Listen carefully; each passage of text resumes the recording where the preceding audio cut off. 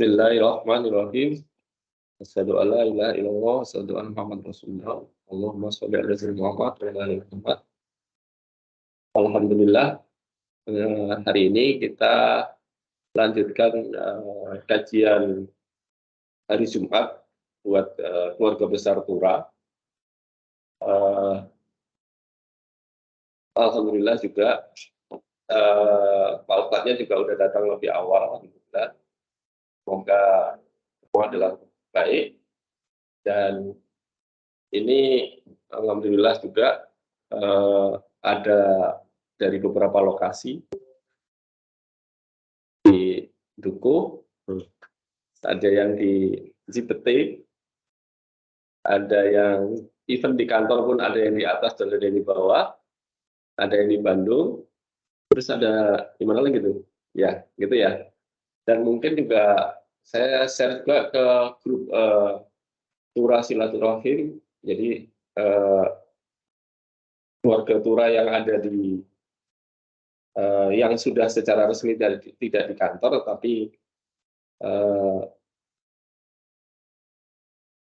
yang sudah jadi alumni secara company tetapi masih bersilaturahim sama kita. Insya Allah kalau mereka mau gabung, kita udah share linknya. Dan hari ini insya Allah acaranya sih mungkin sekitar 30 menit sampai 40 menit itu Pak Ustadz yang akan sampaikan kajiannya. Kalau nanti teman-teman ada yang concern, monggo, nanti ada sekitar 15-20 menit, insya Allah. Begitu Pak Ustadz, monggo dipun lanjutkan. Assalamualaikum warahmatullahi wabarakatuh. Warahmatullahi wabarakatuh. Bismillahirrahmanirrahim. Alhamdulillahirabbil alamin. Wa bihi nasta'inu ala umuri dunya waddin. Wassalatu wassalamu ala asyrafil anbiya'i wal mursalin. Sayyidina wa habibina wa syafi'ina wa qurrati a'yunina wa maulana Muhammadin wa ala alihi wa ashabihi wa dzurriyyatihi ajma'in, amma ba'du. Asyhadu an la ilaha illallah wa asyhadu anna Muhammadar Rasulullah. Wa ufawwidu amri ilallah, innallaha basirun bil ibad. Hasbiyallahu la ilaha illa huwa alaihi tawakkaltu wa huwa rabbul arsyil azim. Allah Ta'ala fi kitabihil karim hikayatan an nabiyillahi Musa alaihi salam. Rabbi syrah li sadri wa yassir li amri wahlul 'uqdatam min lisani yafqahu qawli. Para alim, para asatidah, para asatidah, para bapak dan ibu sekalian, hafizoni wa hafizakumullah, baik yang hadir in maupun yang hadir on. Ya, bil khusus segenap manajemen Tura Consulting dan segenap karyawannya juga, dan bil khusus Bapak Reswani. Ya, semoga beliau beserta keluarga besar Tura ini selalu dalam naungan rahmat, barokah, perlindungan serta bimbingan Allah Subhanahu wa Ta'ala. Amin Allahumma amin insyaallah. Tentunya kita doakan semoga perusahaan ini diberkahi oleh Allah Subhanahu wa Ta'ala, diberi kesuksesan dunia akhirat, sehingga semua yang ada di bawah naungan Tura ini dan yang menggunakan jasanya Tura ini semuanya juga berkahi oleh Allah Subhanahu wa Ta'ala dan menjadi sebab kebaikan dunia akhirat untuk semuanya. Amin Allahumma amin. Pertama-tama tentu mari kita haturkan puja dan puji syukur kita ke hadirat Allah Subhanahu wa Ta'ala dengan berucap alhamdulillah. Mudah-mudahan dengan hamdalah ini nikmat dari Allah untuk kita ditambah. Karena Allah telah berjanji dalam Al-Qur'an di surah Ibrahim ayat 7, A'udzubillahi samii'il 'aliim minasyaitonir rajim. Wa ita'adzana rabbukum la in syakartum la azidannakum wa la in kafartum inna 'adzabi lasyadid. Jadi kalau kita bersyukur, sungguh nikmat dari Allah untuk kita ditambah. Dan kalau kita kufur, kita diingatkan oleh Allah akan siksanya yang sangat pedih. Ini janji Allah, dan janji Allah dalam Al-Quran itu la raiba fi, tidak ada keraguan di dalamnya. Di antara tafsir la raiba fi adalah siapapun yang mengamalkan isi Al-Quran dengan keimanan dan keyakinan, maka Allah akan tunjukkan kebenaran Al-Quran itu kepadanya, hingga tiada lagi keraguan dalam hatinya. Salawat dan salam semoga tercurah limpahkan junjungan kita Nabi besar Muhammad Sallallahu Alaihi Wasallam. Semoga kita semua diakui sebagai umat beliau. Amin. Allahumma amin. Insyaallah. Dan tentu saya wasiatkan untuk diri saya sendiri dan Anda semua, kita semua, agar kita semua terus berusaha meningkatkan ketakwaan kita kepada Allah Subhanahu wa Ta'ala. Karena dengan takwa itulah kita bisa memperoleh derajat yang sangat tinggi dengan sesungguhnya di hadapan Allah Subhanahu wa Ta'ala. Hal ini didasarkan kepada firman Allah Subhanahu wa Ta'ala dalam Al-Quran di surah Al-Hujurat ayat 13. A'udzu billahi samii'il 'aliim minasyaitonir rajim. Ya ayyuhan nasu inna khalaqnakum min dzakari wa untha waja'alnakum syu'uban wa qabaila lita'arafu inna akramakum 'indallahi atqakum al-ayat. Wahai manusia, sesungguhnya kami telah menciptakan kalian dari seorang laki-laki dan seorang perempuan, berkembang menjadi bersuku-suku dan berbangsa-bangsa agar kalian saling mengenal. Sesungguhnya yang paling mulia di antara kalian di sisi Allah adalah yang paling bertakwa. Allah juga berjanji akan memberikan bonus untuk siapapun yang sungguh-sungguh bertakwa kepada Allah berupa solusi atau jalan keluar dari setiap masalah yang dia hadapi, dan Allah juga berjanji akan memberinya rizki dari arah yang dia tidak duga sebelumnya. Hal ini sebagaimana Allah tegaskan dalam Al-Quran di surah At-Talaq ayat 2 dan 3. A'udzu billahi samii'il 'aliim minasyaitonir rajim. Wa may yattaqillaha yaj'al lahu makhraja wa yarzuqhu min haitsu la yahtasib. Dan barang siapa orang yang bertakwa kepada Allah, maka Allah akan berikan dia jalan keluar dan rezeki yang tak terduga. Di ayat 4-nya Allah berfirman, wa may yattaqillaha yaj'al lahu min amrihi yusra. Siapa yang bertakwa kepada Allah, Allah jadikan urusannya mudah. Jadi semoga kita minal muttaqin. Amin. Allahumma amin. Bahkan semoga kita termasuk lil muttaqina imama. Amin. Allahumma amin. Insyaallah. Baik, bismillahirrahmanirrahim. Kaji kita siang ini insyaallah akan saya mulai dari sebuah hadis. Hadisnya riwayat Al-Imam Al-Bukhari rahimahullah, hadis nomor 3688. Hadisnya an Anasin dari sahabat Anas. An Anas bin Malik dari Anas bin Malik radhiyallahu an, kata beliau, anna rajulan, sesungguhnya ada seorang lelaki, sa'ala yang bertanya an-nabiyya kepada Nabi kita Muhammad sallallahu alaihi wasallam anis sa'ah, tentang hari kiamat. Faqala, maka orang itu berkata, matas sa'ah, kapan kiamat itu wahai Rasulullah? Qala, Nabi menjawab, wa madza a'dadta laha, apa yang telah kamu persiapkan untuk menghadapi kiamat? Kok kamu nanya kiamat? Jadi kapan kiamat itu tidak dijawab oleh Nabi dengan jawaban, tapi dibalas dengan pertanyaan balik. Jadi orang ini diajak berpikir oleh Nabi, apa yang telah kamu persiapkan, kok kamu nanya tentang kiamat? Itu pertanda juga bahwa kapan kiamat itu nggak penting. Yang penting adalah persiapan menghadapi kiamat. Kenapa kok nggak penting? Ya karena memang yang terpenting itu persiapan menghadapi kiamatnya itu. Karena kapan kiamat terjadi itu nggak penting, buktinya Allah tidak menjelaskan. Dan Allah tidak pernah menjelaskan secara eksplisit tersurat tentang kapan pastinya terjadi kiamat. Tapi kiamat itu pasti iya. Kayak Ashabul Kahfi. Kalau kita baca surah Al-Kahfi, Allah tidak pernah menjelaskan berapa jumlah sampai sekarang. Kan Qur'annya sampai sekarang kan tidak pernah berubah dan tidak akan berubah Qur'an itu. Yaitu tidak pernah menginformasikan Allah secara pasti berapa jumlah Ashabul Kahfi. Berarti berapa jumlah Ashabul Kahfi itu nggak penting.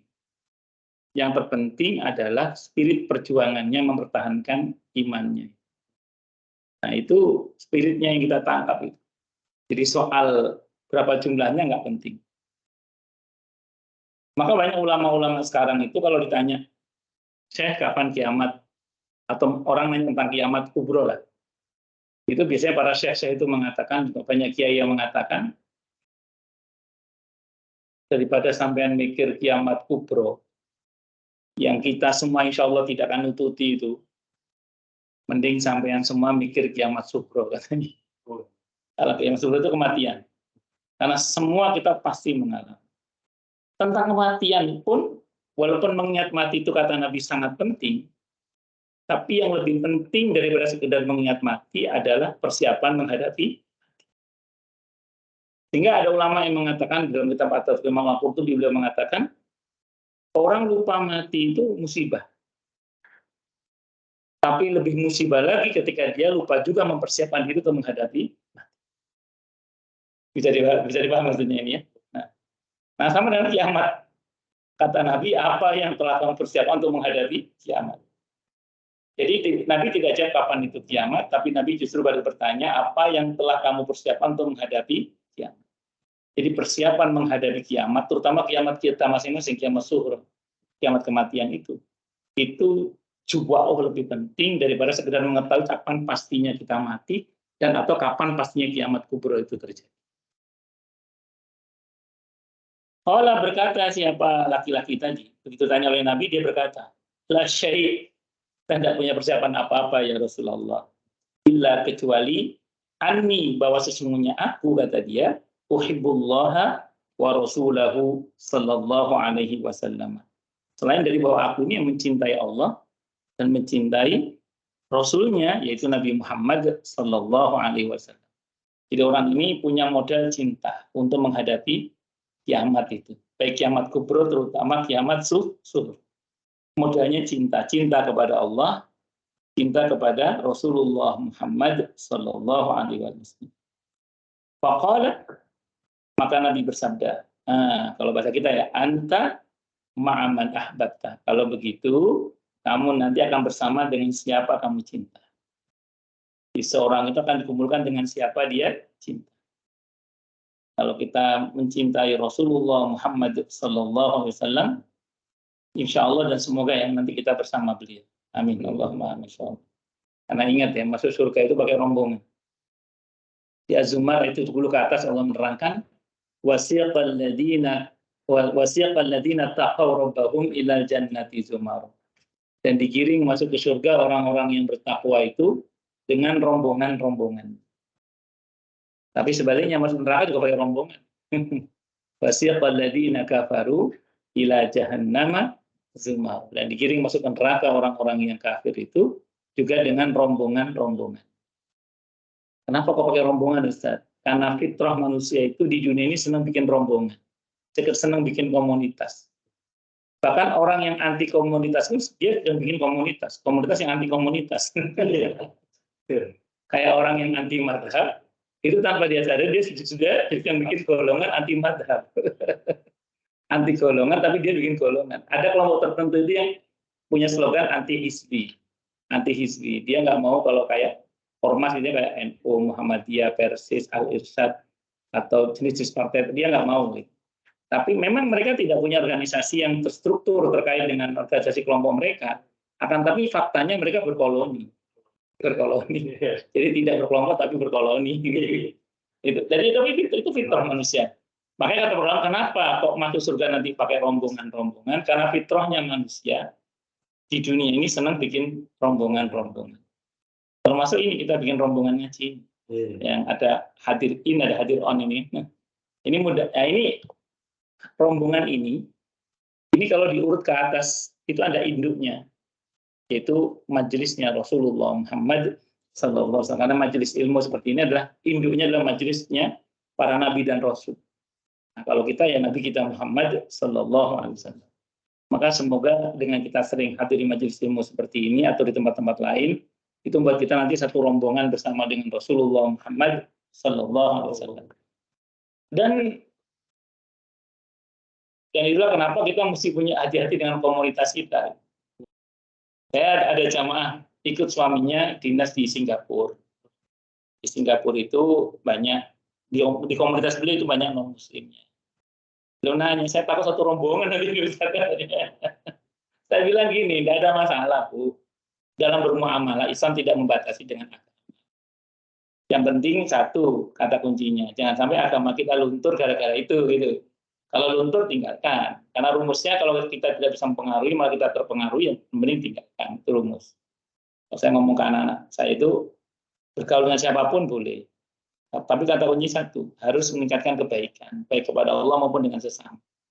Kalau tidak, mending tinggalkan. Kecuali kamu bisa mendominasi mereka, bisa mempengaruhi untuk menjadi baik teruskan. Kalau tidak, tinggalkan. Kalau sekiranya malah semakin terpengaruh menjadi tidak baik tadi. Baik, katakan. Nah, bahkan di surah Al-Fajr ayat 29-30 juga itu juga ada pernyataan Allah dalam ayat itu menarik. Ya ayyatuhan nafsul mutmainnah, hei jiwa yang tenang. Irji'i ila rabbiki radiyatan mardiyah. Silakan kembali pada Tuhanmu dengan ridho dan diridhoi. Dan Allah tidak langsung mengatakan wadkhuli jannati, tapi fadkhuli fi ibadi, kata Allah. Masuklah dulu dalam rombongan hamba-hambaku yang terpilih. Jadi kita itu masuk surga itu nggak bisa langsung sendiri gitu, enggak. Di samping Az-Zumar ayat 70 ke atas tadi, ini di surah Al-Fajr ayat 29-30 itu Allah bilang fadkhuli fi ibadi. Sini masuk dulu dalam rombongan hambaku yang terpilih. Baru wadkhuli jannati. Masuklah ke dalam surga. Jadi kita ini jangan sombong akan masuk surga sendirian itu. Kalau kita mau masuk surga sendirian, kalau kita mau masuk surga sendirian, pertanyaannya punya ongkos berapa? Karena surga itu sangat mahal. Murah itu kalau menjadi murah bagi kalau kita patungan. Makanya pakai rombongan-rombongan. Dan dalam hadis tentang mahsyar itu banyak diterangkan bahwa nanti di mahsyar itu ada panji-panji. Apakah kita di bawah panji besarnya iblis, atau di bawah panji besarnya Rasulullah Muhammad Sallallahu Alaihi Wasallam. Semoga kita di bawah panji besarnya Rasulullah Muhammad Sallallahu Alaihi Wasallam. Nah, salah satu tiket ini untuk supaya kita nanti satu rombongan bersama dengan Rasulullah Muhammad Sallallahu Alaihi Wasallam adalah dengan cinta itu. Itu salah satu tiket supaya kita nanti satu rombongan bersama Rasulullah Muhammad Sallallahu Alaihi Wasallam. Allahu Akbar. Anta ma'aman ahbab. Kalau Anas berkata, siapa Anas bin Malik radhiyallahu anhu, fama farihna bi syai', maka tiadalah kami bergembira dengan sesuatu pun melebihi dari kafarihna kegembiraan kami bi qauli Nabi bersamaan dengan sabdanya Nabi kita Muhammad sallallahu alaihi wasallam. Tidak ada kebahagiaan yang lebih bahagia selain dari ucapan Nabi saat itu, yaitu anta ma'aman ahbabta. Engkau bersama dengan siapa yang kau cinta. Qala Anas berkata, siapa Anas bin Malik radhiyallahu anhu, fa ana uhibbun nabiyya sallallahu alaihi wasallam, maka aku adalah orang yang mencintai Nabi Muhammad sallallahu alaihi wasallam. Wa Abu Bakr, dan aku mencintai Abu Bakar, wa Umar dan Umar. Wa arju, dan aku berharap agar aku ada ma'ahum bersama dengan mereka, bihubbi dengan cintaku ini iyahum kepada mereka. Wa illam a'mal bimithli a'mali, sekalipun aku tidak bisa beramal dengan amalan mereka. Saya mau tanya, kita bisa nggak menyamai Nabi? Nggak mungkin. Ya sudah, bakal tidak mungkin. Untungnya perintah Allah untuk kita bukan menyamai, tapi mengikuti. Betul ya? Ali Imran ayat 31. Qul in kuntum tuhibbunallaha fattabi'uni. Katakanlah wahai Nabi, kalau kamu mengaku cinta kepada Allah, maka ikutilah aku. Jadi bersyukurlah pada Allah, kita ini tidak diperintah untuk menyamai, tapi mengikuti. Yang kita ikuti siapa? Rasulullah Muhammad Sallallahu Alaihi Wasallam yang manusia biasa seperti kita yang dimuliakan dengan wahyu. Jadi Nabi itu manusia biasa seperti kita yang dimuliakan dengan wahyu. Itu kata-kata dimuliakan dengan wahyu harus ditambahkan itu. Jangan sampai kita berkata Nabi Muhammad SAW itu manusia biasa seperti kita terus titik. Itu mohon maaf salah itu. Yang betul adalah tambahkan yang dimuliakan dengan wahyu. Kenapa demikian? Al-Kahfi ayat 110. Kata Nabi, innama ana basyarum mislukum yuha ilayya annama ilahukum ilahu wahid. Kata Nabi, saya ini manusia biasa seperti kalian. Yang diberi wahyu, tambahnya beda kan? Makanya orang kampung saya dulu, orang kampung saya itu ada syair yang dibaca. Muhammadun basyarun lakal basyari bal huwa kal yaqudi bainal hajari. Kanjeng Nabi Muhammad iku manungsa nanging ora kaya lumrahing. Balik Kanjeng Nabi iku kaya inten tunggu karo atu ingkang kudu inten. Jadi Nabi itu memang manusia, sebagaimana kita manusia, tapi beliau tetap beda dengan kita. Laksana batu intan permata di antara batu gerakan. Itu tetap beda ya, jadi nggak sama. Makanya kita bersyukur pada Allah yang kita itu manusia. Yang kita diperintah oleh Allah untuk mengikuti itu adalah manusia.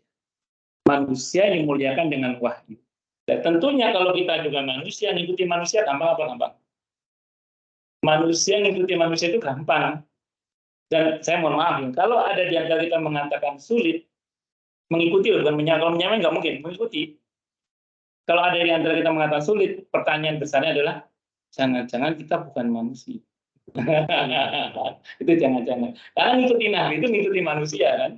Manusia dimuliakan adalah dengan wahyu. Makanya kita diperintah mengikuti, bukan menyamai. Karena menyamai tidak mungkin. Tidak bakal bisa kalau pasnya Pak Ari.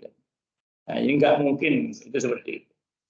Nah, yang mungkin adalah mengikuti tadi. Makanya kata Sayyidina Anas bin Malik radhiyallahu anhu, aku mencintai Rasulullah Muhammad SAW, aku mencintai Abu Bakar, Umar radhiyallahu anhum. Walaupun dan aku berharap dengan cinta begitu bisa bersama dengan mereka, walaupun aku tidak bisa beramal seperti mereka. Karena masa ulang kita ini diperintah oleh Allah untuk mengikuti, bukan menyamai Nabi Muhammad SAW. Allah. Nah, diharapkan dengan mengikuti itu, kita itu nanti bisa satu rombongan bersama dengan Rasulullah Muhammad SAW. Maka pertanyaannya adalah, apa sih yang mesti kita buktikan dari cinta itu supaya kita nanti bisa mudah-mudahan bersama dengan Rasulullah Muhammad SAW. Maka sebagaimana umumnya cinta yang harus dibuktikan, maka cinta kepada Allah dan Rasulnya Muhammad Sallallahu Alaihi Wasallam pun juga harus dibuktikan. Harus dibuktikan. Supaya nggak gombal cintanya. Supaya nggak gombal. Orang Jawa Timur punya gombal mukio. Ya. Biar nggak cintanya biar bukan cinta yang dusta. Gimana caranya? Maka kata para ulama, ini paling tidak saja. Tentu kalau kita bahas jadi luas nanti ya. Nah, paling tidak. Yang pertama itu bikasroti dzikrin Nabi, bikasroti sholawat yang. Jadi memperbanyak menyebut dan mengingat Nabi kita Muhammad Sallallahu Alaihi Wasallam dengan cara memperbanyak bersalawat untuk beliau. Dan ada maqalah dari Siti Aisyah radhiyallahu anha, beliau mengatakan, man ahabba syai'an katsura dzikru. Siapa yang mencintai sesuatu, maka dengan banyak menyebut dan mengingat sesuatu itu. Pak Arya apa lirik lagu tahun 90-an yang mengatakan, mau makan ingat kamu, mau tidur ingat kamu. Jadi itu kalau orang cinta itu ya begitu. Jadi mau ngapain aja ingat sama orang yang dicinta. Maka kalau kita mengaku cinta kepada Nabi kita Muhammad Sallallahu Alaihi Wasallam, ringankan lisan dan hati kita untuk bersolawat untuk Nabi kita Muhammad Sallallahu Alaihi Wasallam. Dan yang perlu dipahami bersama adalah bahwa bersolawat ini bukan permintaan Nabi kita Muhammad Sallallahu Alaihi Wasallam, tapi itu adalah perintah Allah. Jadi bersolawat ini bukan permintaan Nabi, tapi perintah Allah. Ini untuk menepis anggapan yang salah dari sebagian orang yang mengatakan, wahai kaum muslimin, Bagaimana mungkin kalian berharap syafaat Nabi kalian, sementara Nabi kalian saja masih minta kalian doakan. Nah, itu catat baik-baik. Bersolawat itu bukan permintaan Nabi kita Muhammad Sallallahu Alaihi Wasallam, tapi itu perintah Allah Subhanahu Wa Taala.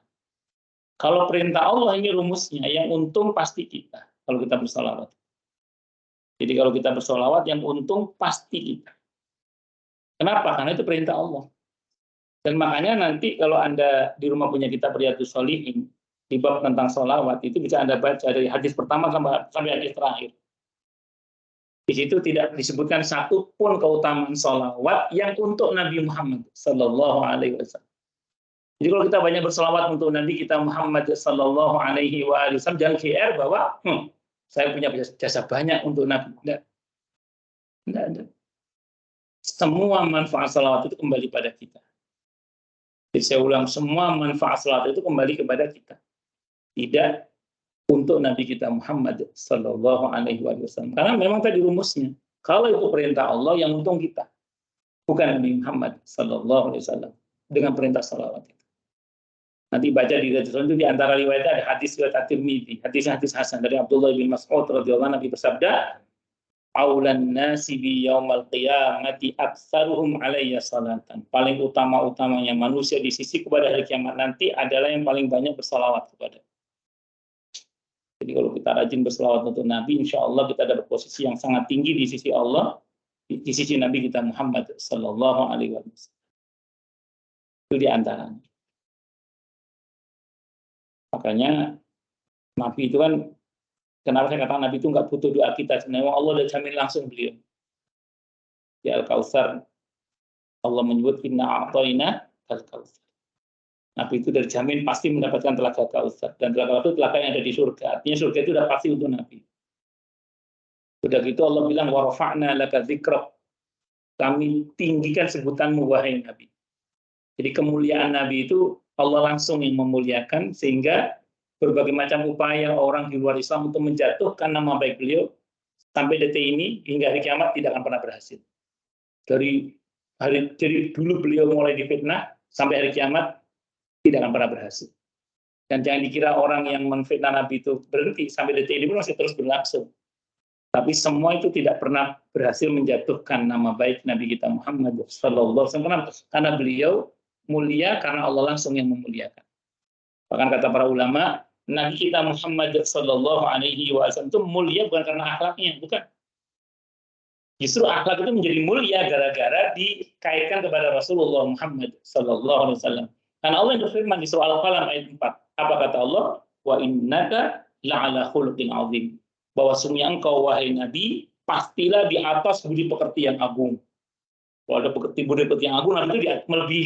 Kalau ada budi pekerti yang agung yang mulia, Nabi itu di atasnya itu. Itu kata Allah. Makanya Nabi itu mulia bukan karena akhlaknya. Justru akhlak itu menjadi mulia gara-gara dikaitkan dengan Rasulullah Muhammad Sallallahu Alaihi Wasallam. Itu seperti itu. Allah. Terus Allah juga jamin Nabi di surah Al-Fat, inna fatahna laka fatham mubina liyaghfira laka Allah ma taqaddama min dzalika wa ma ta'akhkhar.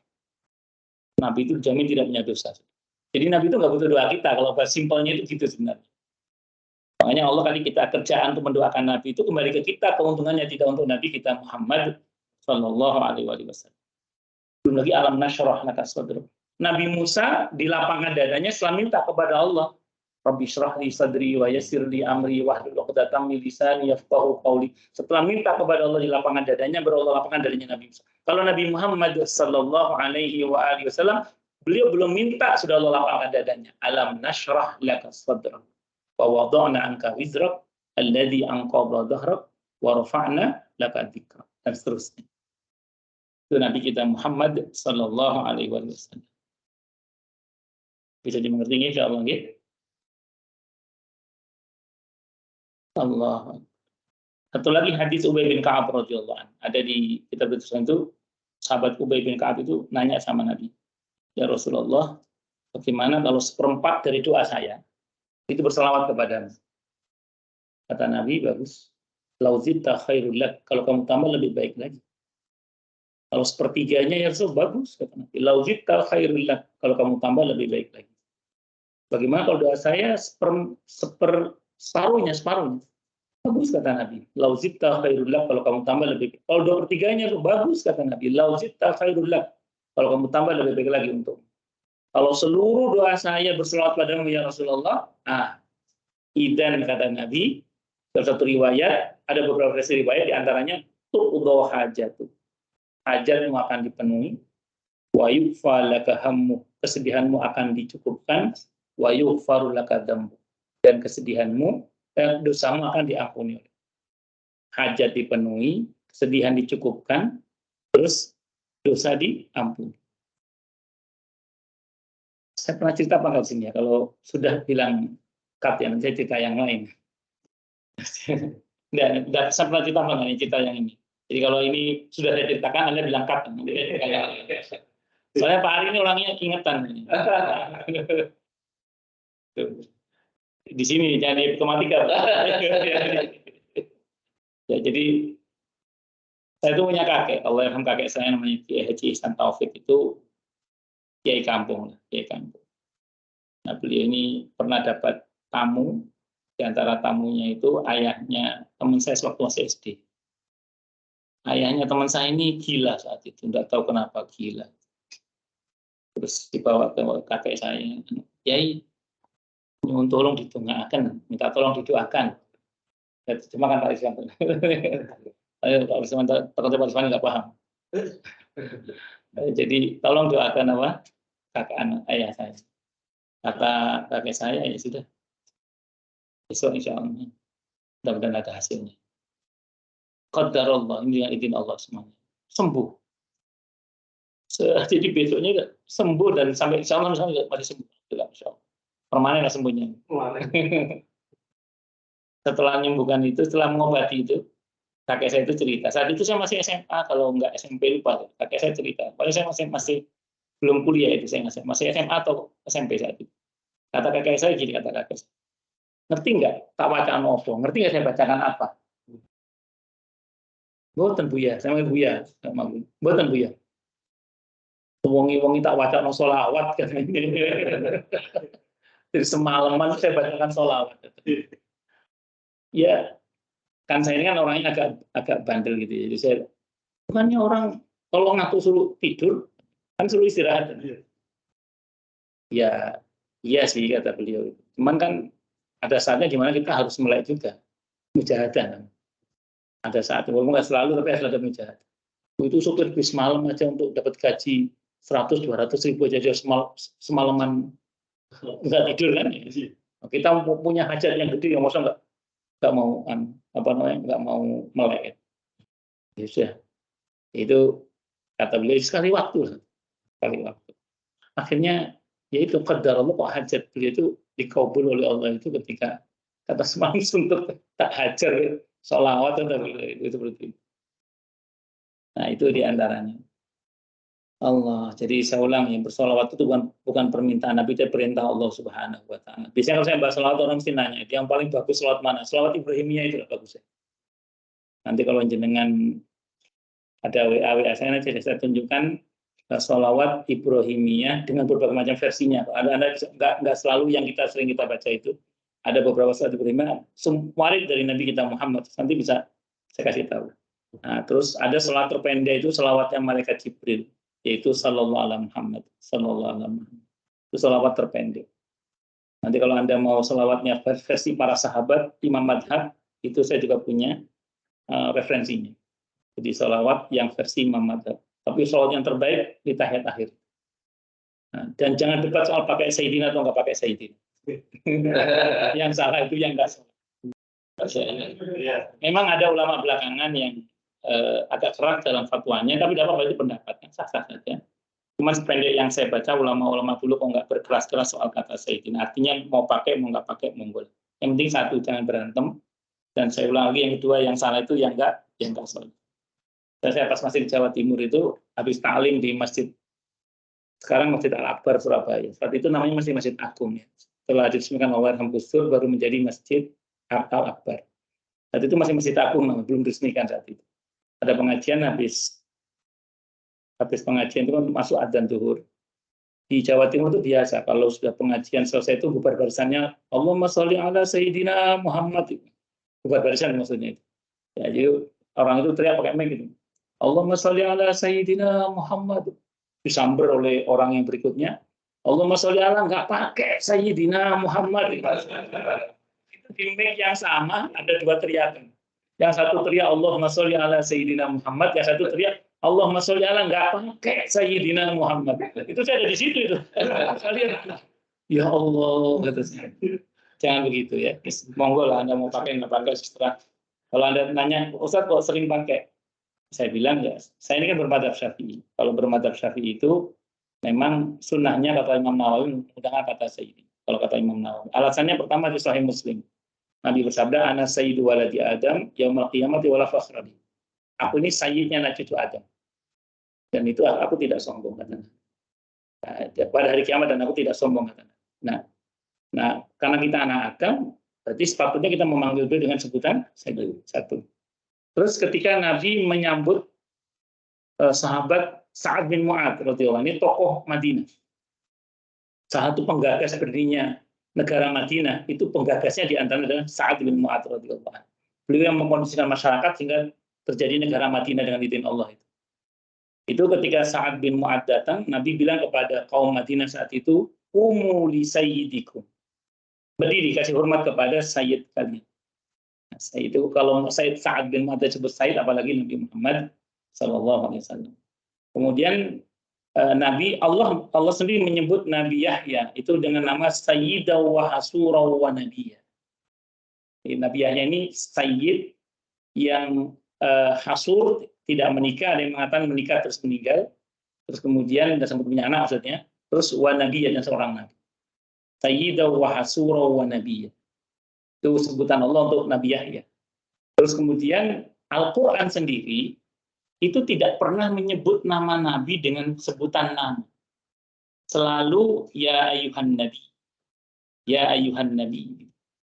Jadi, kalaupun Allah pernah menyebut nama Muhammad, itu langsung dengan gelarnya. Muhammadur Rasulullah, langsung dengan gelar. Nah, itu makanya tidak pernah bisa dicambal. Ada yang nanya ke saya, tapi itu di hadis qudsi itu kan sering Nabi menceritakan bagaimana Allah menyapa Nabi-Nya ya Muhammad. Atau malaikat Jibril bilang, ya Muhammad. Maka ini tolong catat baik-baik. Kalau Quran, pilihan katanya dan maknanya dari Allah semuanya. Nabi tidak boleh berkreasi. Tapi hadis qudsi, definisinya apa? Maknanya dari Allah, pilihan katanya dari Nabi. Jadi bisa jadi hakikatnya malaikat Jibril, atau bisa jadi hakikatnya bahkan Allah sendiri tidak menyapa ya Muhammad. Cuma Nabi kan orangnya rendah hati. Ya masuk nyeluk awakku dewe nyeluk ya Nabi Muhammad kan akhirnya itu harus dipahami itu konteks itu. Nah, makanya Imam Nawawi termasuk berpendapat sunnah mengatakan Muhammad, Sayyidina Muhammad atau yang sebutan yang lain. Tapi saya ulang jangan berantem gara-gara ini. Pokoknya jangan berantem gara-gara ini. Itu seperti itu. Jadi bukan berarti itu kalau nyebut Sayyidina terus kalau yang Muhammadiyah luntur Muhammadiyahnya ya enggak. Jadi semoga terserah jenengan, yang penting jangan sampai berantem. Yang berdua jangan apa tadi? Jangan tidak sholat. Karena yang salah itu yang enggak sholat. Lanjut ya. Terus jadi sholawat yang terbaik itu sholat Ibrahimiyah. Dan sholat Ibrahim itu tidak satu redaksinya, ada beberapa. Nanti kalau ada yang mau cek atau Pak Ari, nanti saya kirim bentuk-bentuk sholawat Ibrahimiyah dengan beberapa versi riwayatnya. Termasuk ada beberapa sholawat dari para sahabat Nabi, versi para sahabat Nabi dan Imam Madhab. Nah itu nanti ada beberapa. Biar kita tahu bahwa karena para sahabat punya kreasi sholawat, makanya ulama setelahnya pun juga membuat kreasi sholawat. Biar kita nggak salah paham aja sih sebenarnya itu. Ya, bahwa kemudian tidak mau, tidak apa-apa. Kan itu yang penting kan sholawat yang dasar aja. Yang dari warid dari Rasulullah Muhammad Sallallahu Alaihi Wasallam. Seperti itu. Baik, itu berkaitan dengan yang pertama. Berbanyak menyebut dan dengan Nabi dengan cara banyak bersolawat untuk Nabi kita Muhammad Sallallahu Alaihi Wasallam. Kemudian yang kedua, dengan ittiba. Al-ittiba itu mengikuti sunnah Nabi kita Muhammad Sallallahu Alaihi Wasallam. Ikuti sunnah Nabi kita Muhammad Sallallahu Alaihi Wasallam. Tadi ayatnya saya kutip ya, surah Ali Imran ayat 31. Qul in kuntum tuhibbunallaha fattabi'uni yuhibbukumullah wa yaghfir lakum dzunubakum. Katakanlah wahai Nabi, jika kalian mengaku cinta kepada Allah, maka ikutilah aku. Kalau kita mengikuti Rasulullah, janji Allah, Pak, maka Allah pun akan mencintai kalian dan mengampuni dosa-dosa kalian. Nah, saya nggak contohkan sholat, Anda sudah tahu hadis tentang sallu kama ra'aitumuni usolli. Saya nggak usah bahas tentang khudu anni manasikakum, ambil manasik kalian dariku. Anda sudah paham semua lah saya kira. Tapi ada hal-hal yang mungkin, maaf ya, mungkin kelihatannya sepele, ini keseharian kita. Tapi kalau kita ngikuti Nabi, janji Allah di alim itu betul-betul terjadi. Dapat pahala, dapat cinta, dapat ampunan. Contoh. Kita kalau lapar ngapain?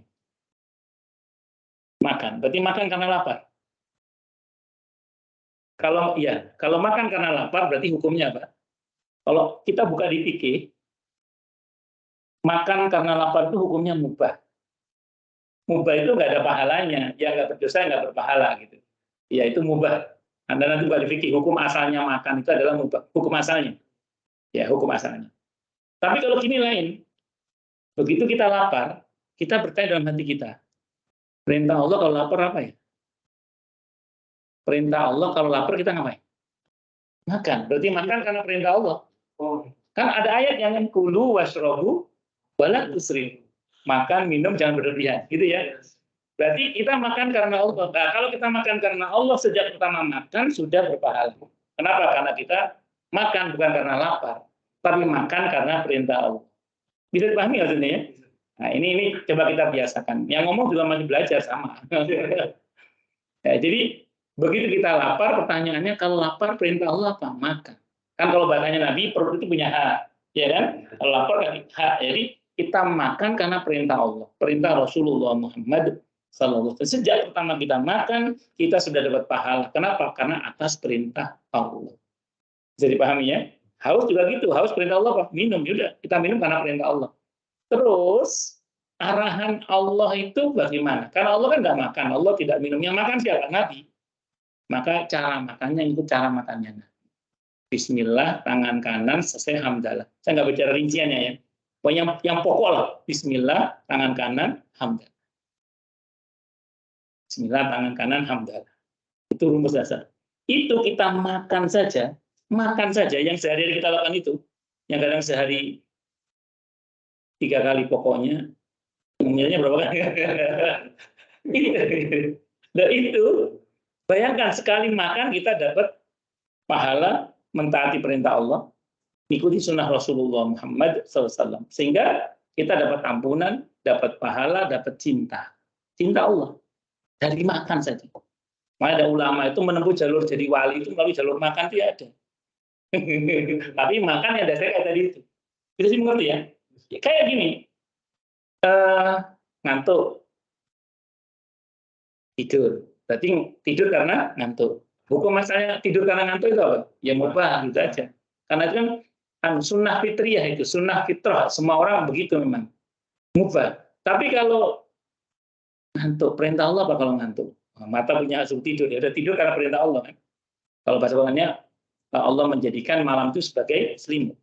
Itu perintah Allah. Jadi sehingga idealnya memang tidur itu di waktu malam. Nah, sampai situ kemudian begitu kita tidur karena perintah Allah, tidur itu saja sudah berpahala. Cara tidur ingat cara tidurnya Rasulullah. Bismillah, bangun hamdalah. Itu yang pokok lah. Saya nggak bicara rinciannya. Rinciannya nanti kemampuan orang berbeda-beda soalnya. Tapi secara umum paling nggak Bismillah, bangun hamdalah. Nah, sehingga ketika kemudian kita tidur dengan cara Rasulullah itu, kita akan dapat bagian pahalanya. Yang tidak tanggung-tanggung gitu. Itu keseharian kita. Nanti silakan kembangkan, pun. Silakan kembangkan.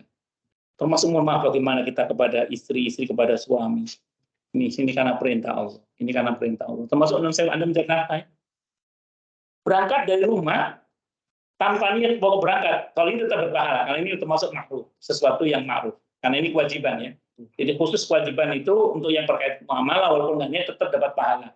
Cuman kata para ulama ketika membahas haji tentang innamal a'malu binniyat wa innamal likulli imrin ma nawa, niat itu kadang menjadi syarat sempurna.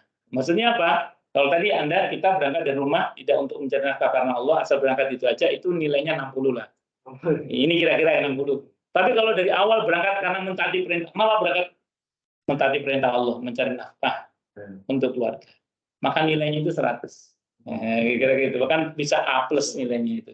Bisa A+ itu karena Allah niatnya. Jadi niat karena Allah itu menyempurnakan. Cuma untuk mencari nafkah tadi itu dasarnya memang berpahala. Karena itu masuk dalam kategori kewajiban, gitu ya. Sehingga dasarnya memang kalau kita niatkan karena Allah itu nilainya sempurna. Itu seperti itu. Kayak seorang istri kan wajib taat kepada suami. Itu begitu Anda taat sama suami, prinsipnya sudah berpahala. Tapi kalau niat taatnya karena perintah Allah, wah itu sempurna, nilainya 100. Kira-kira gitu. Jadi perlu kita bapak-bapak ya. Jadi istri itu tidak ada kewajiban memasak, tidak ada kewajiban kecuali istrinya Pak. Pintar masak sih. Ayam bakarnya masya Allah. Nah, pokoknya pertama istri itu tidak ada kewajiban memasak, tidak ada kewajiban mencuci, tidak ada kewajiban ngepel, apa nyapu rumah itu enggak ada kewajiban itu enggak ada. Cuman istri itu satu tadi wajib taat. Jadi harus taat kalau disuruh masak, kalau disuruh nyuci.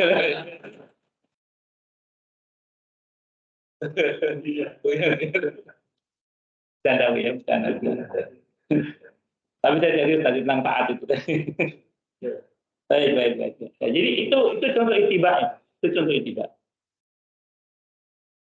Dan tentu masih banyak yang bisa kita bahas, karena waktu yang terbatas. Monggo takut banyak pertanyaan. Kalau nggak saya teruskan gitu.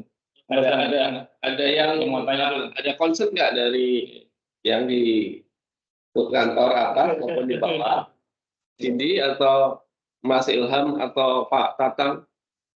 Tanya, protes, marah boleh. Atau Rehan, tim Bandung, silahkan kalau ada pertanyaan, concern.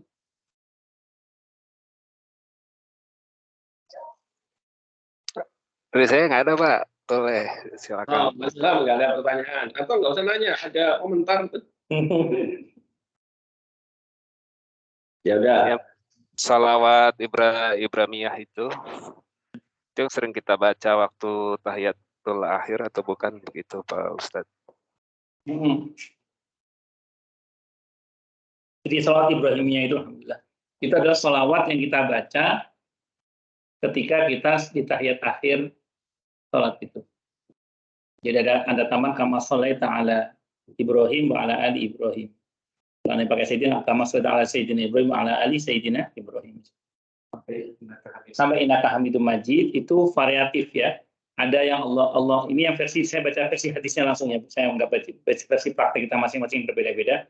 Allahumma sholli ala Muhammad wa ala ali Muhammad kama sholaita ala Ibrahim wa ala ali Ibrahim innaka Hamidum Majid. Allahumma barik ala Muhammad wa ala ali Muhammad kama barakta ala Ibrahim wa ala ali Ibrahim innaka Hamidum Majid.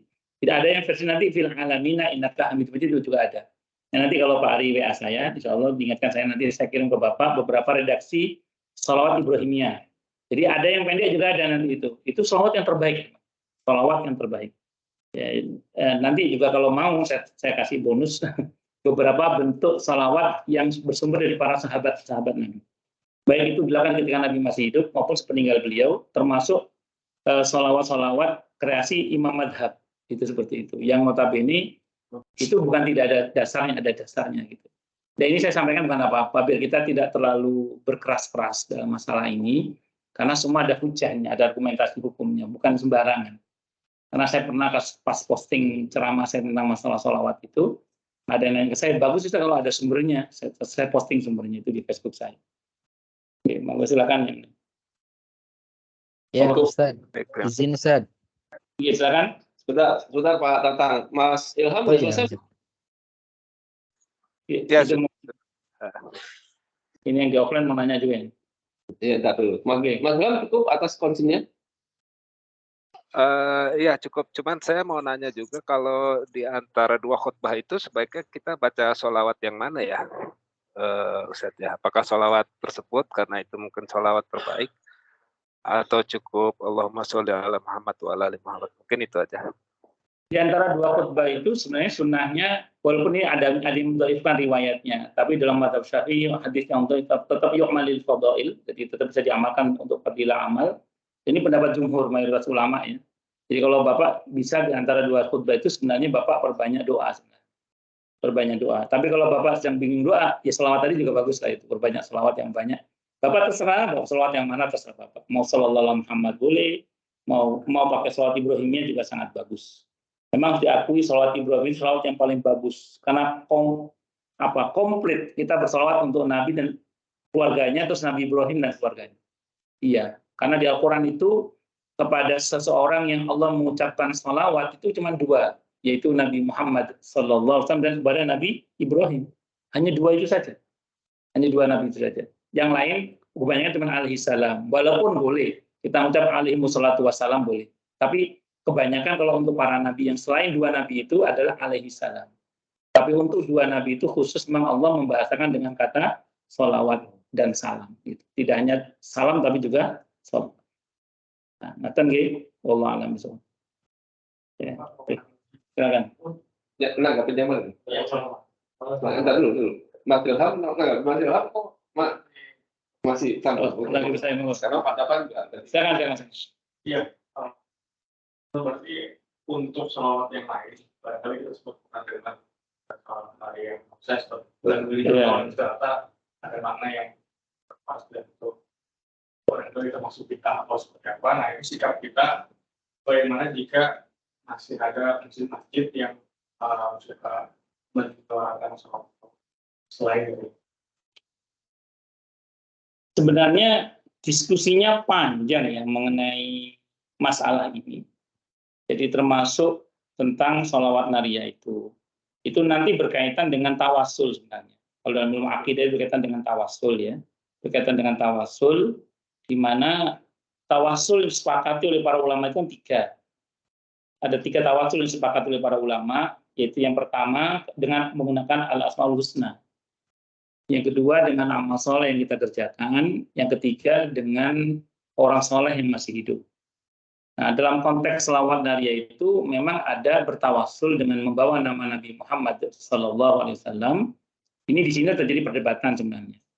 Nah, saya tidak mau larut dalam perdebatan, cuman saya mau tunjukkan saja dasar kenapa seperti selawat nariyah itu tetap dilantunkan. Sebagian saudara kita sama Muslim bahkan, karena saya tidak berani mengkafirkan, karena saya sudah terlanjur mempelajari dalilnya. Gitu ya. Jadi nanti bisa Anda baca apa yang saya ceritakan dalam kitab Fathul Bari Syarah Sahih Bukhari. Bisa dicek di dalam kitab Al-Bidayah wa Nihayah Ibnu Katsir. Ya. Jadi ada seorang sahabat Nabi namanya, ini yang tentu saya ulang, saya tidak menutup adanya perbedaan pendapat ya. Dan saya sering ceritakan di mana-mana. Saya sampaikan ini bukan apa-apa, semata-mata agar kita jangan berkeras-keras dalam masalah ini. Sehingga mohon maaf, sampai kita kadang mudah mengkafirkan saudara kita sama Muslim hanya perkara tawasul. Dan tolong catat baik-baik. Bahkan Nabi itu masih mengakui iman yang sebiji sawi. Dalam banyak hadis Nabi sebut imannya hanya sebiji sawi. Itu Anda bayangkan iman sebiji sawi itu kayak apa kelakuannya orangnya. Paham maksudnya ya? Bahkan mungkin Anda pernah tahu ada orang yang dapat syafaat dari Rasulullah dengan izin Allah yang akhirnya selamat dari neraka itu, yang dia itu cuma setitik putih dalam hatinya itu la ilaha illallah. Kebayang nggak kalau semua hatinya kosong cuma ada satu titik la ilaha illallah itu, bagaimana kelakuan orang ini? Jadi satu titik biji sawi pun oleh Nabi masih disebut dengan kata iman. Ini penting saya sampaikan biar kita tidak gampang mengkafirkan orang lain yang berbeda dengan kita, terutama yang menurut kita itu salah lah atau musyrik, padahal ternyata dia juga punya argumentasi hukum. Nah, ini saya sampaikan supaya kita ini tidak gampang, mohon maaf, mengkafirkan saudara kita bersama Muslim. Bahwa Anda tidak sepakat, tidak apa-apa. Tapi kemudian jangan mudah menstempel saudara kita itu kafir. Nah, satu lagi saya tambahkan pernyataan Qadiyat. Qadiyat mengatakan, saya mengira orang itu Muslim, ternyata dia kafir. Itu masih lebih baik daripada mengira orang itu kafir, ternyata dia Muslim. Jadi menyangka orang itu Muslim masih lebih baik daripada kita menyangka orang itu apa? Kafir. Oke, saya teruskan Mas ya. Dalam hadis itu ada sahabat Nabi namanya sahabat Bilal ibn Al-Harith Al-Muzani. Sahabat Bilal ibn Harith Al-Muzani. Beliau ini ziarah ke makam Nabi kita Muhammad sallallahu alaihi wasallam. Saat itu sedang terjadi kemarau panjang. 3 tahun, kalau nggak 3 tahun, 2 tahun saya lupa, mohon maaf. Tidak turun hujan. Ya. Sahabat ini bilang di makam Nabi itu bilangnya gini. Istasqillah li ummatik ya Rasulullah fa innahum qad halak. tolong mintakan hujan kepada Allah untuk umatmu. Saya ulang, tidak minta kepada Nabi Muhammad sallallahu alaihi wasallam. Tapi bilang, ya Rasulullah, tolong mintakan kepada Allah umatmu hujan karena mereka sedang mengalami kecelakaan atau paceklik. Tidak hujan selama 2 atau 3, saya lupa, kalau nggak 2 atau 3 tahun. Nah, terus sahabat ini pulang, habis pulang dalam mimpi, tidur, mimpi ketemu Rasulullah Muhammad sallallahu alaihi wasallam. Mimpi melihat Nabi dalam mimpi itu ada dalam hadis Bukhari, makanya ada dalam syarah Fathul Bari Sahih Bukhari. Diceritakan dalam mimpi itu, sahabat ini kata Nabi, "Aqri salami ya Umar, aqri salami ila Umar, sampaikan salamku kepada Umar. Tolong sampaikan kepadanya agar sholat istisqa. Nggak sampai 3 hari turun hujan," katanya. Nggak sampai 3 hari akan turun hujan. Akhirnya sahabat itu terbangun. Begitu terbangun, yang bersangkutan ini bergegas menuju ke Sayyidina Umar. Dan ingat ya, hadis Sahih Bukhari itu, siapa yang melihatku dalam mimpi, dia melihat asli aku. Yang mimpi sahabat ini. Berarti asli Nabi, nggak mungkin yang lain. Karena setan tidak bisa menyerupai itu, kata Nabi. Tapi kalau kita yang mimpi ketemu Nabi, harus dikonfirmasi kepada hadis yang sahih tentang ciri-ciri fisik Rasulullah Muhammad SAW. Takutnya nanti nggak cocok gitu. Nah, singkat kata singkat cerita, sowanlah ke Sayyidina Umar radhiyallahu anhu. Ya Amirul Mukminin, saya mimpi ketemu Rasulullah Muhammad SAW, beliau titip salam kepada Anda diperintah untuk sholat istisqa. Nggak sampai 3 hari, insya Allah turun hujan. Maka Sayyidina Umar mengumpulkan kaum muslimin untuk sholat istisqa, termasuk sahabat Abbas, paman dan Nabi kita Muhammad SAW. Ketika berdoa, beliau pegang tangannya sahabat Abbas. Ini namanya bertawasul juga. Tadi bertawasul dalam salah yang masih hidup. Minta hujan, nggak sampai, belum turun tangan beliau, sudah mendung data, qadarullah turun hujan. Jadi yang kita patut perhatikan ini, sahabat tadi itu dalam mimpi, tidak dikoreksi oleh Nabi perbuatannya. Tidak boleh kamu ngomong gitu di kuburan saya. Nabi tidak koreksi begitu. Dan Sayyidina Umar tidak pernah mengkoreksi itu. Pernah ada ibu-ibu di Villa Taman Kartini, Pak, ngomong ke saya. Itu di hadisnya dia ditegur oleh Sayyidina Umar, Ustaz, katanya dia. Saya bahas, ini saya punya teks hadisnya Bu asli ini, saya bilang. Tidak ada ini Sayyidina Umar menegur. Tidak ada teguran dari dia, nggak ada. Kalau itu kemungkaran, Sayyidina Umar pasti sudah marah. Kalau sahabat mendiamkan, Nabi mendiamkan. Cuman oke lah, Nabi itu sudah wafat ya. Sudah menghadap kepada Allah. Karena untuk Sayyidina Umar mendiamkan. Kira-kira apa namanya itu? Kalau itu seandainya Nabi, itu namanya sunnah takririyah. Sunnah apa? Takririyah. Karena didiamkan oleh Sayyidina Umar. Itu tidak hanya di Fathul Bari. Ada dalam kitab Al-Bidayah wan Nihayah karya Ibnu Katsir. Ada situ juga riwayat ini. Nah, cuman saya mengakui ini ulama berbeda pendapat. Makanya kita berlapang dada dalam masalah ini. Tidak usah berkeras-keras dalam masalah ini. Saya kira itu ya. Wallahu a'lam bishawab. Jadi saya tadi sampaikan, kalau mau aman, steril dan tanpa keraguan yang dari Nabi itu seaman. Itu aja. Pasti aman sudah itu. Nah, itu kalau ada. Tapi kalau mau pakai yang kreasi para ulama, monggo dipelajari terjemahannya. Anda baca nggak? Jangan dibaca. Gitu aja. Gitu ya maksudnya. Ya saya kira itu. Wallahu a'lam bishawab. Ya. Pak Tatang. Ya, baik Pak. Yes. Ya, Silakan. lanjutin tentang sholawat Ustadz. Jadi saya pernah ketemu teman-teman di komunitas juga. Jadi misalkan pengen punya mobil A gitu ya, merek apa, nah terus kita selawatin aja gitu. Nah ini tuh apakah merujuk ke dalil yang tadi yang dipakainya atau boleh atau tidak gitu ya untuk hal-hal duniawi gitu kan, dengan sengaja kita memanjatkan sholawat itu gitu Ustadz. Itu aja Ustadz. Baik. Nggak, saya mau tanya dulu. Andai kan kita tidak bersolawat, kita minta mobil kepada Allah boleh nggak? Boleh. Ya kita nggak bersolawat aja, apalagi kita bersolawat. Jadi gini Pak, ini harus kita akui saja ya, bahwa seringkali kalau kita menyebut nama Allah, terus bersolawat untuk Rasulullah, itu seringkali kita bawa proposal. Seringkali kita bawa proposal, dan kadang proposal itu ya ada proposal yang ukhrawi, permohonannya sudah berbasis akhirat. Tapi faktanya mohon maaf ya, sebagai kita kan proposalnya masih dunia gitu. Yang penting satu Pak, kita ingatkan dalam surah Al-Baqarah tentang haji itu. Ketika ada orang yang berhaji, doanya apa? Rabbana atina fid dunya wa malahu fil akhirati min khalaq. Karena dia minta dunia toh. Ditegur oleh Allah kan, bahwa ya Rabbana atina fid dunya hasanah, fil akhirati hasanah, wa qina adzabannar. Jadi kalau misalnya kita bersalawat untuk Nabi kita Muhammad SAW, sambil berproposal kepada Allah, mohon pada Allah agar mobil ini, rumah ini jadi untuk kita, atau yang mobil seperti ini jadi untuk kita. Itu tolong jangan cuma itu permohonannya Pak, tambahkan lagi. Semoga itu menjadi sebab kebahagiaan saya dan keluarga dunia akhirat. Semoga menjadi sebab kemuliaan saya dunia akhirat. Itu seperti itu. Saya pribadi Pak, sering kalau saya lewat itu, ada orang, saya lewat kantor kelurahan, ada lewat kantor kecamatan, ada lewat kantor polisi, ada beberapa orang nampak sedang ngurus-ngurus apa gitu. Dalam arti saya Pak, ya Allah, semoga Allah mudahkan semua urusan mereka, dan semoga semua itu jadi kebahagiaan, sumber kebahagiaan mereka dunia akhirat. Jadi sebab kemuliaan mereka dunia akhirat. Nanti nggak tahu mereka ngurus apa kan, tapi yang berarti itu perkara duniawi kebanyakan kan yang diurus itu. Nah, tapi saya bilang, semoga semua itu menjadi sebab kebahagiaan mereka dunia akhirat. Saya tambahkan gitu Pak. Nah, cuma juga kalau hajat-hajat saya juga gitu sama. Kalau saya mohon kepada Allah tentang kebaikan dunia, maka bersamaan itu saya mohonkan juga kebaikan akhirat. Biar kita nggak rugi Pak. Sayang kalau kita hanya duniawi ansih. Nah, saya kira itu Pak ya. Wallahu a'lam bishawab. Baik, syukran Ustaz. Apa. Leta ada konsen. Ya, silakan Pak. Buat Jodoh juga ada. Boleh.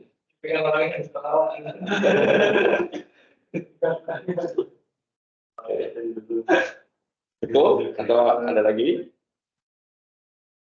Oke. Ya, azan. Dan waktunya juga udah jam 3. Sementara cukup dulu Pak Ustadz. Mohon doanya untuk jamaah majelis ini. Baik, kita tutup kajian kita dengan hamdalah. Alhamdulillahirabbil alamin. Semoga kajian kita bisa bermanfaat, mubarakah fi dini wa dunya wal akhirah untuk kita, keluarga kita dan seluruh umat Islam semuanya. Dan mudah-mudahan kita semua dijadikan oleh Allah sebagai orang-orang yang sukses dunia akhirat, selamat dunia akhirat, bahagia dunia akhirat, dan dipermudah setiap urusan kita oleh Allah fi dini wa dunya wal akhirah. Semoga Allah limpahkan hidayah selalu untuk kita, semoga Allah tingkatkan selalu hidayah untuk kita, dan semoga Allah berikan hidayah untuk siapapun yang melihat kita. Subhanakallahumma bihamdika asyhadu an la ilaha illa anta astaghfiruka wa atubu ilaik. Sallallahu alaihi Muhammad wa ala alihi wasallam. Saya mohon maaf. Wassalamualaikum warahmatullahi wabarakatuh. Waalaikumsalam warahmatullahi wabarakatuh.